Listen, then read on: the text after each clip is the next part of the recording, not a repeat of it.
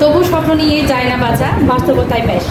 আপনাদেরকে যে চারাগুলো দেওয়া হচ্ছে আমরা আশা করবো আপনারা এই চারাগুলোকে সুন্দরভাবে ওইটাকে কীভাবে আপনারা চারাকে রোপণ করে বীজ তৈরি করতে পারবেন অথবা ফল পাবেন এটা চেষ্টা করবেন।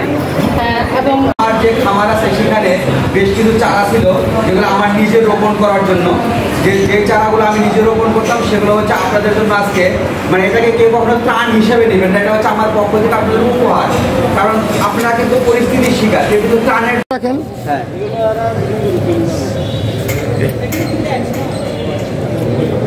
আমার হোয়াটসঅ্যাপে দিয়ে না